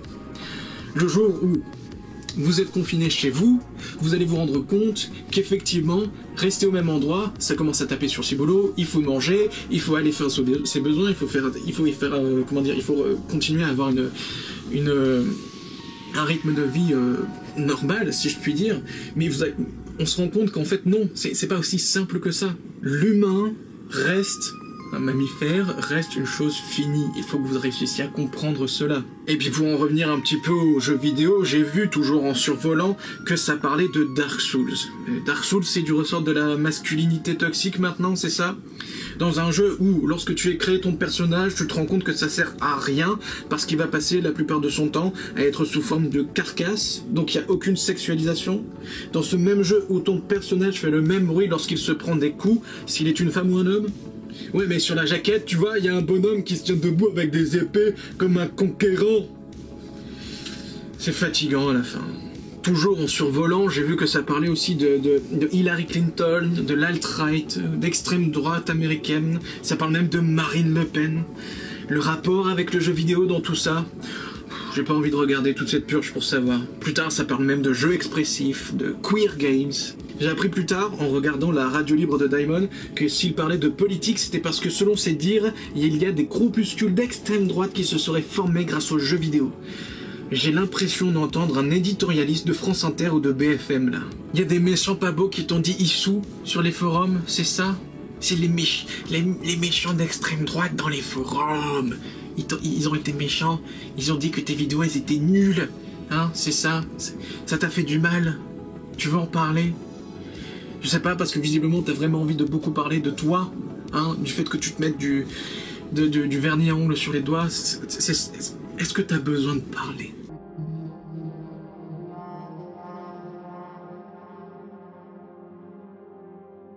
Et du coup, voilà, là avec ma tête masculine, si je me maquille, on le voit, je viens troubler l'ordre du genre. Je ne performe plus comme je devrais performer. Je sors des lignes qu'on m'a apprises et ça peut devenir dérangeant pour plein de personnes. La preuve, j'aime bien me maquiller, porter du vernis à ongles, etc. Et de plus en plus, hein, sincèrement. Mais pour sortir comme ça dans la rue, eh ben ça va me demander pas mal de courage. Hein, si tu veux, tu parles déjà beaucoup, hein, mais on peut parler encore d'autres choses, y a pas de souci. l'oreille est attentive. Je suis sûr que dans sa tête, avec les forums et les groupuscules d'extrême droite sur les forums, les gens qui disent Issou, on est de retour aux heures les plus sombres de notre histoire avec tout ça. J'en suis sûr, certain. Est-ce qu'ils sont en train de dire Issou? Non mais c'est pour rebondir, parce que bon voilà, mais même si est-ce que c'est vraiment important de rebondir là-dessus? Mais non, mais on va rebondir quand même. C'est pas comme si de tout temps, et peu importe le contexte social et économique, il y avait eu des partisans de gauche et de droite dans quelconque endroit que ce soit, et qu'importe s'ils ne se nommaient pas ainsi à l'époque. Il y a toujours eu des clivages idéologiques et politiques. Et de dire qu'il y a des groupuscules politiques qui se forment sur Internet, je sais pas, je sais même pas. J'ai pas regardé la vidéo de toute façon, enfin j'ai pas regardé le reste de la vidéo parce que comme je vous l'ai dit, j'en pouvais plus. Mais si vraiment l'idée c'est de dire qu'il y a des groupuscules qui revendent la masculinité toxique, les groupuscules qui se vendent sur Internet, si vraiment l'idée c'est de dire ça, ça n'est absolument pas pertinent. T'as des groupes antifascistes sur Facebook, t'as des activistes sur Twitter, t'as des responsables politiques sur YouTube. Au bout d'un moment, bon, faudrait voir arrêter de prendre les gens pour des cons. C'est navrant d'entendre quelqu'un dire ça, c'est navrant d'entendre ça et de voir qu'en plus tu es plus ou moins adulé par ta communauté. Les gens ne font plus, tout simplement. On est arrivé à un moment où les gens sont devenus bêtes et ne font plus l'effort de la réflexion. Et tu en profites complètement. J'ai même vu dans certains commentaires qu'il paraît qu'il y a des intervenants de ce documentaire qui se plaignent que les sciences sociales ne soient pas assez respectées. Comme si c'était une science à comparer avec les autres. Non mais, c'est incroyable. J'ai l'impression d'entendre Usul, vous savez. Oui, ce même Usul. Usul qui, dans un de ses sketchs, prenait un air d'étudiant en sciences et qui disait « C'est pas des conneries la socio, hein, te moque pas !» Mais c'est du sérieux, je veux dire, c'est représentatif, c'est fait sur un échantillon de combien de personnes? De gens que je connais, mes cousins, mes amis, mais c'est sérieux, hein, c'est pas de la merde la socio, s'il te plaît. Tiens d'ailleurs, ça me fait penser, j'ai envie de supposer que s'il y a autant de personnes qui puissent être libres de vous harceler sur Internet, sous couvert d'anonymat, ça doit vous rendre fou, non? Du coup, question ouverte, vous avez le droit de répondre. Du coup, l'anonymat, est-ce qu'on doit le supprimer? Non, je pose ça là parce que la question du coup, Game Spectrum, Marlar, c'est pas des prénoms, ça, c'est pas des noms, n'est-ce pas? Donc du coup, c'est un petit peu de l'anonymat. Tu es beaucoup plus connu pour être Game Spectrum que Thomas Versavo, n'est-ce pas? Non, bah, après, moi je pose la question, mais bon, je suis sûr qu'il y aura une réponse à cela. Maintenant, comme je vous l'ai dit un petit peu plus tôt, on va prendre le soin de regarder quelques commentaires qui ont été laissés. Je vais me prendre la peine de les lire. Donc si ça vous emmerde, voilà, tant pis, je m'en fous. Mais c'est très important parce que, comme vous le voyez, ces commentaires qui ont reçu, qui font preuve, pardon, de réflexion, c'est quand même assez étonnant de devoir dire qu'il y a des gens qui ont une réflexion face à un documentaire. Je dois vous l'avouer que même moi ça me choque parce que je ne comprends pas. On ne peut pas avoir de réflexion face à un documentaire. Enfin, on peut prendre conscience de certaines choses, ça d'accord, mais devoir réfléchir à un documentaire, je ne comprends pas. Parce qu'un documentaire c'est factuel, c'est quelque chose qui est présenté, voilà, tu le prends dans ta gueule, et puis tu fais ah oui, d'accord, très bien, je comprends. Mais là non, là il faut réfléchir sur la logorée, sur tout ce qui est montré. C'est pas normal. Bref, toujours est-il que les commentaires en question, je vais vous les lire prestement. Finalement, j'ai eu le temps de le regarder en entier. Il y a plein de passages géniaux, importants, intéressants, curieux. Et puis, il y a par moments des approximations, des raccourcis, des biais, des inexactitudes. En particulier sur l'histoire de l'informatique, un sujet tellement vaste. Mais aussi, il y a des généralisations hâtives et des sauts cavaliers à certaines conclusions. Or, c'est dans les détails que se cachent tous les détails déterminants. Parfois, le message, le but, la justification se mélangent à l'information, le fait, le documenté. Évidemment, préciser les détails qui me chafouinent aurait triplé la durée de la vidéo, déjà très longue, et l'ensemble pourrait faire l'objet d'un thème sur Arte. Ça, c'est à discuter. Mais par moments, une simple substitution du mot « fantasme », qui est une sorte de projection ou une allusion à celle-ci, que ce soit par le narrateur ou le sujet, par stéréotype, le truc par défaut auquel on pense dans une situation donnée, souvent par contexte social, dans la narration aurait été bénéfique. Parce que le but n'est pas de modifier l'imaginaire ou de forcer les gens à penser de telle ou telle manière, mais au contraire de déconstruire ce qu'on pense par défaut au travers de la représentation, et là, c'est bien plus accessible, possible, actionnable. En tout cas, c'est une vidéo sociologique et politique qui va au-delà du jeu vidéo et complètement d'actualité. Nul doute que le débat n'est pas prêt de s'arrêter. Je trouve que tous les éléments qui sont soulevés dans ce commentaire sont pertinents, à part la fin, sur lequel j'avais un doute. Non, on était censé, il nous dit, ça va au-delà du jeu vidéo, et on était censé parler que des joueurs de jeux vidéo, bref, voilà. Hein, voilà, bref. Commentaire suivant. Très mitigé. Belle initiative de traiter de ce sujet, il y a un vrai travail de réaliser. J'ai appris des choses, et ça fait réfléchir, donc merci. Mais le propos est tellement orienté, cela donne l'impression que l'auteur est parti de ses conclusions et qu'il a cherché à les illustrer avec ce qu'il a pu trouver à gauche, à droite. Ça manque cruellement de données chiffrées. Les personnes interviewées partagent toutes la même opinion et parlent de leur expérience personnelle. Pourquoi pas? Mais pourquoi tire-t-on des conclusions générales sur toute la communauté et l'industrie du jeu vidéo? Et celui qui fait limite sa pub à la fin pour ses propres jeux? Le nombre de phrases qui commencent par « je pense que »,« il est évident que » et autres formules du genre est hallucinant. Le nombre de raccourcis aussi, les exemples sont mal choisis et ou mal analysés. Enfin, la vidéo ne parle quasiment que du négatif et pas du tout des choses positives. Ceci est un documentaire et pas un plaidoyer. Il n'y a aucun effort d'objectivité. Merci malgré tout pour le sujet traité, ça a au moins le mérite de lancer le débat. Cette personne a reçu énormément d'avis positifs, elle a reçu aussi beaucoup de réponses, mais pas de réponse de l'intéressé, bien entendu. Ce qui est soulevé ici est très important parce que, comme je vous le disais, ces personnes à l'idéologie particulière, celle dont on ne va pas prononcer le nom, fait en sorte qu'elles font l'usage des sciences sociales comme si c'était une science exacte, et elles font fi de ce qui est véritablement la science. Parce que, comme elle le dit de manière tout à fait évidente ici, ils partent du constat 4 égale 2 plus 2. Ça ne marche pas comme ça. Ça ne marche pas comme ça. On peut dire que 2 plus 2 égale 4, on peut dire que 3 plus 1 égale 4, on peut dire que 1 plus 3 égale 4, mais on ne peut pas dire que 4 égale 2 plus 2. On ne part pas des conséquences pour arriver aux causes. Ce sont les causes qui font les conséquences. Ça ne marche pas selon notre point de vue. À propos de la personne qui, en commentaire, soulève l'idée que Thomas était parti avec son idée bien en tête, je peux vous montrer ce passage de la vidéo que nous avons déjà déconstruite il y a quelques années déjà. Je serai au Play It Festival les 2 et 3 décembre, donc samedi et dimanche qui arrivent là. C'est un festival de jeux vidéo à Lille et je serai invité du coup pour parler avec d'autres potos vidéastes de sujets particuliers sur des tables rondes, et puis après il y aura tout le festival et tout. Ce qui est cool en plus pour ce festival, c'est qu'il y a un vrai effort sur la diversité des profils de gens invités. Pour une fois, il y a quand même pas mal de meufs qui sont invitées et c'est nécessaire, c'est cool, heureusement qu'il y a ça. Et j'espère qu'à l'avenir, de toute façon, les festivals de jeux vidéo feront plus d'efforts pour œuvrer vers une plus grande diversité et qu'on n'ait pas juste des pauvres mecs blancs cis qui viennent juste parler comme ça entre eux, en excluant tout le reste du panel de gens qui travaillent et jouent et discutent autour du jeu vidéo. On ne peut pas affirmer qu'il avait déjà cette idée en tête en prenant pour preuve cet extrait. Cela dit, on peut en retirer l'idée que déjà à cet instant de sa vie, Thomas démontrait par cet extrait qu'il considérait la part de l'homme dans le domaine du jeu vidéo comme surreprésentée et qu'il tenait un discours qui mettait en avant le constructivisme social et la théorie du genre.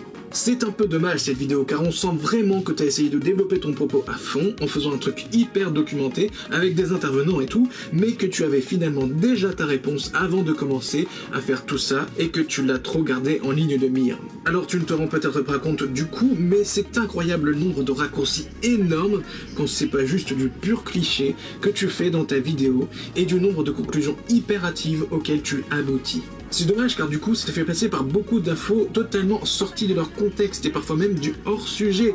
Après pas tout, hein, tu as aussi des chapitres qui restent pertinents et intelligents. Et au final, les conclusions et solutions que tu nous proposes, personnellement je n'y crois pas une seule seconde pour la plupart, car le raisonnement qu'il y a à mener n'a pas de sens. Surtout que tu n'apportes aucun point de vue contraire. Tout semble aller, comme par magie, dans ta direction. Bref, sur la forme et l'intention, c'est vraiment tip-top, t'es vraiment un gars très talentueux, pas de souci là-dessus, mais sur le fond, par contre, ça se semble un peu plus décousu et fragile. Vouloir faire passer un propos politique, c'est tout à ton honneur, mais attention quand même à rester objectivement pertinent dans ce que tu dis, sinon, ça dessert vraiment ton propos. Mais sinon, je me répète, en termes de réel, c'est toujours au top. Exactement. Comme je l'ai souligné en début, c'est un documentaire. c'est quelque chose qui doit être factuellement vérifiable. On ne doit pas utiliser les sources, les données chiffrées, etc. pour les utiliser à son avantage. On ne doit pas faire part d'une idée. C'est pour ça que le principe d'avoir un documentaire qui fait part à l'idéologie, qui fait part à tous ces intervenants qui sont déjà adeptes de cette idéologie, ça n'a pas de sens. C'est ce que j'ai titré, c'est une fraude. Ouf.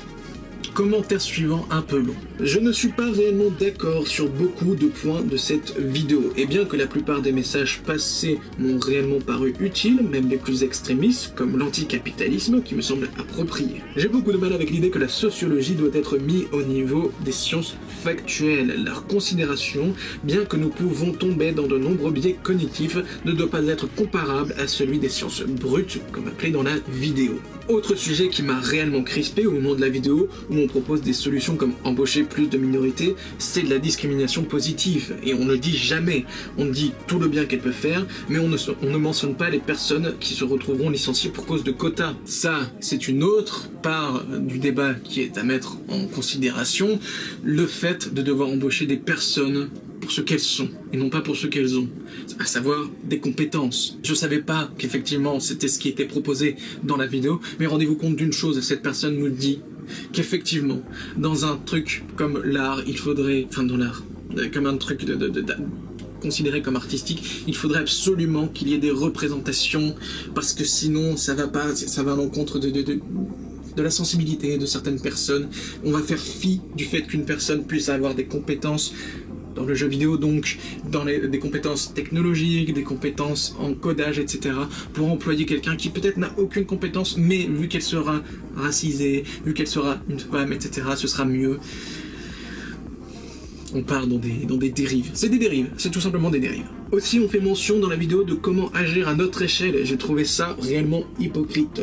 Le fait d'ajouter aux hommes une responsabilité due à leur appartenance de genre. L'humour est libre et les blagues ont besoin d'une part de violence, et ça c'est inévitable. Comment veux-tu être une femme ou valoriser sa pensée? Pourquoi cela? Pourquoi dire tiens, l'idée de cette femme a plus de valeur que celui de mon collègue homme? Ne faudrait-il pas simplement apprendre à écouter l'autre, quel que soit son genre ou son ethnie? Mais aussi ironiquement, dans cette vidéo, on ne parle en majorité que du rapport qu'ont les hommes aux jeux vidéo. Celui des femmes est vraiment mis à l'écart et elles deviennent de simples victimes de la surreprésentation des hommes. On ne questionne pas l'agressivité du mouvement féministe, on souligne juste que des ados, mal dans leur peau, l'ont mystérieusement mal pris. Ça c'est vrai. Enfin, ça c'est vrai. Dans la plupart dans tout ce que j'ai pu voir, pardon, de la vidéo, on ne parle que du rapport des hommes aux jeux vidéo. Donc c'est un petit peu le principe de base, effectivement, mais le débat sous-entendait qu'on allait avoir la vision des femmes sur ces jeux vidéo. Et d'après ce que j'ai compris, de toute façon, on n'a pas visiblement la vision de femmes par rapport aux intervenants parce que celle-ci ne s'identifie pas aux choses. Voilà, donc comment on peut avoir une vision si celle-ci n'est pas représentée? Oh, c'est ça en fait qu'ils veulent dire. C'est dommage, ça, c'est dommage de ne pas s'appliquer ce qu'on aimerait appliquer aux autres. Comment ça s'appelle ça? L'hypocrisie. Eh oui. Bien que la vidéo soit vraiment intéressante, j'ai cru assister à une vidéo de propagande, tellement les propos sont manichéens et nullement nuancés. Ok, ces jeux sont violents et représentent la masculinité hégémonique, et alors? Ils ont réussi à innover et trouver un public. La plupart des jeux présentés, il n'était pas beaucoup, cela dit, sont des AAA créés pour faire le buzz et vendre. Ça c'est ce que je mettais en avant, on ne met en avant que des AAA, alors que si par bonheur, vous arrivez sur cette vidéo et vous vous demandez est-ce qu'il y a vraiment des jeux qui peuvent me représenter, sachez qu'il y a une multitude de jeux qui ne sont pas présentés par cette personne qui peuvent vous représenter, vous, de quelconque manière que ce soit. Il y a les RPG, il y a les JRPG, il y a les jeux d'action, il y a les jeux d'aventure, il y a énormément. C'est incroyable. Et surtout pas que les AAA. Parce que qui sain d'esprit qu'il puisse être, qui n'achèterait que des AAA. Il n'y a pas que les AAA, il y a bien sûr toutes les sous-franchises, si je puis dire, les sous-entreprises qui font des jeux vidéo. Il y a aussi les jeux indés qui sont de véritables niches à renouvellement en termes de narration, en termes de gameplay, en termes de décor, même en termes de tout. Il n'y a pas que les AAA. Et ça, c'est incroyable de se dire que cette personne qui veut nous présenter le jeu vidéo ne nous met en avant que des AAA pour nous présenter que c'est les méchants. Bref, il y a plein d'autres jeux vidéo. Vous pouvez vous sentir représenté. Même dans certains AAA, je pense par exemple notamment à Mass Effect. Eh oui. Bref, ne vous en faites pas. Il y a plein de jeux vidéo auxquels vous pouvez jouer qui sont intéressants et qui ne font pas partie de la liste qui est montrée. Ne soyez pas comme ça à boire toutes les paroles de cette personne. C'est comme si tu prenais pour principe, exemple, les cinémas gros blockbusters, des gros studios qui sont littéralement des pompes à fric. Ce n'est pas une bonne échelle du média, mais peut-être un mot représentatif de la société actuelle, et cela n'est jamais nuancé. J'ai, cela dit, apprécié la vidéo, malgré ses nombreux points noirs, bien qu'étant toujours à débattre. C'est ce que je disais aussi, par exemple, hein, il y a plein de films, il y a nombre de films, beaucoup de films français, d'ailleurs, qui peuvent vous représenter, si jamais vous vous sentez sous-représenté, je ne sais pas comment dire autrement, qui peuvent vous représenter, qui parlent de plein de choses, de plein de sujets sociaux que vous pouvez regarder, et qui ne sont pas essentiellement des blockbusters américains faits exprès pour que vous alliez vous empiffrer de popcorn et de coca à vos places qui sont payées 12 € dans les salles de cinéma. Commentaire suivant. Il y a beaucoup trop de choses pour lesquelles cette vidéo ne mérite pas mon pouce bleu, que ce soit les raccourcis immondes, une hyperpolitisation et un mode propagande de gauche, donc un docu pas fait pour moi du tout. Moi je l'ai pas dit. Mais j'ai pas dit. C'est lui qui l'a dit, attention.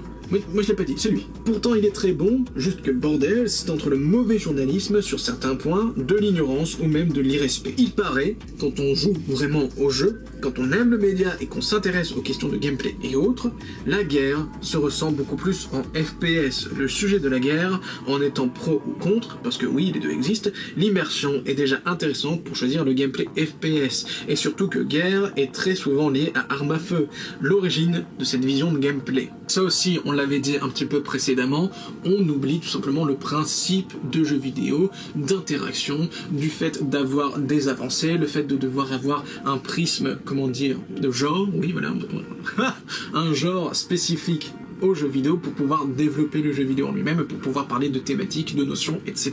On oublie ça parce que... mal blanc. Voilà, il y en a là-dedans, hein. J'ai trop peu vu un regard critique sur les informations données dans le sens du jeu. C'est pas sa faute, mais c'est pas avec le respect du média. C'est un documentaire purement politique, et c'est ça qui produit du Gamergate, des réactions négatives. C'est la politisation d'un média qui ne l'était que par les messages qu'il portait, des valeurs qu'il voulait faire passer. Venir avec ses grands sabots en disant « les femmes sont moins respectées », ok, mais viens pas politiser la chose. Viens pas dire que c'est par misogynie que Nathan Drake, qui vit une aventure purement Indiana Jones, n'est pas le même personnage que les anciennes itérations de Lara Croft qui étaient exactement pareilles. Les développeurs du Retour de Lara ont décidé de te faire ressentir la mort, la peur, la faiblesse d'une jeune exploratrice dans ses débuts, la survie. Le jeu a été promu pour cet aspect. Donc, par pure politique, par pure propagande, vous avez détourné deux jeux complètement différents en faisant penser que les deux jeux sont strictement égaux dans leur concept, alors que non. Voilà pourquoi je cracherai toujours sur la politisation de ma passion, le jeu vidéo, parce que vous vous servez de choses dont vous ne comprenez pas, en vous faisant passer pour des experts. L'émotionnel, c'est beau, c'est sympa, mais quand ton but, c'est informer, utilise les techniques scientifiques, utilise ton esprit critique, demande-toi pourquoi c'est comme ça, et pourquoi ça, c'est comme ça. Nous en sommes arrivés à cette fin de vidéo, et maintenant je peux faire un parallèle avec le titre, en disant cela, mon cher Thomas, tu es la fraude intellectuelle la plus grande qu'il m'était donné de voir de ma vie, donc maintenant j'hésite entre te dire bravo, c'est un exploit, et ferme ta gueule à tout jamais, maintenant ça suffit.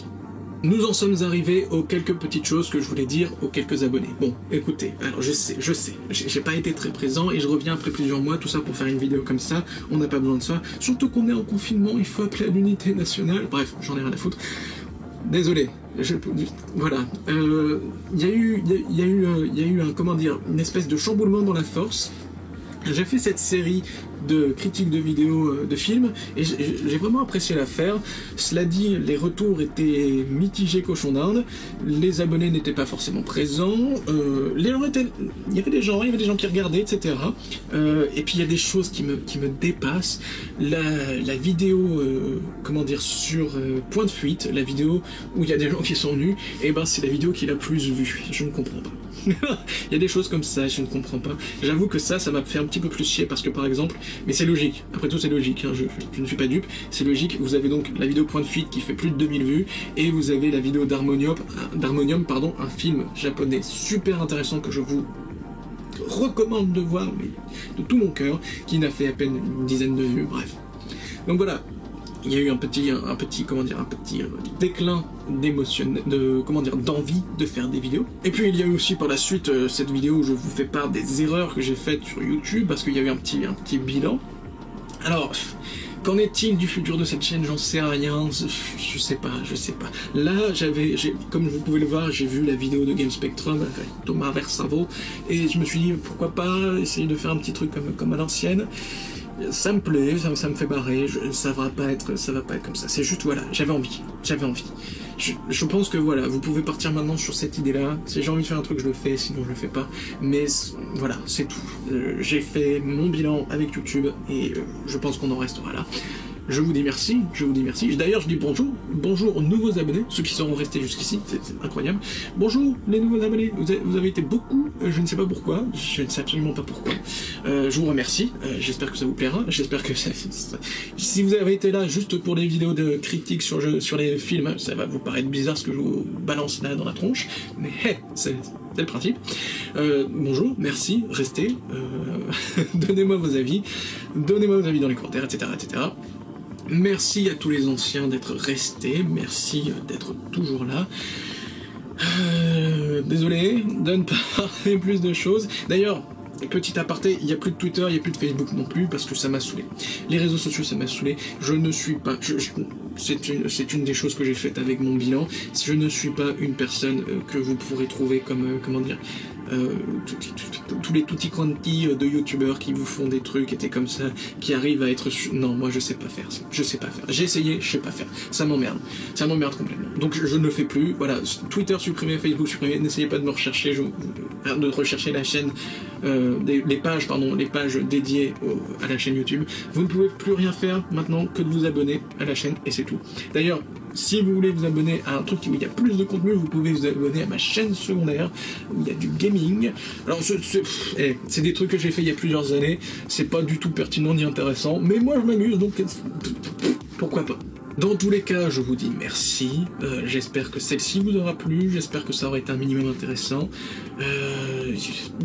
Commentaires, pouce bleu, tout ça, vous connaissez... Soyez actifs, faites ce que vous voulez, restez chez vous, hein, ça c'est important, c'est très important. Bref, prenez soin de vous surtout, je vous dis à bientôt, salut.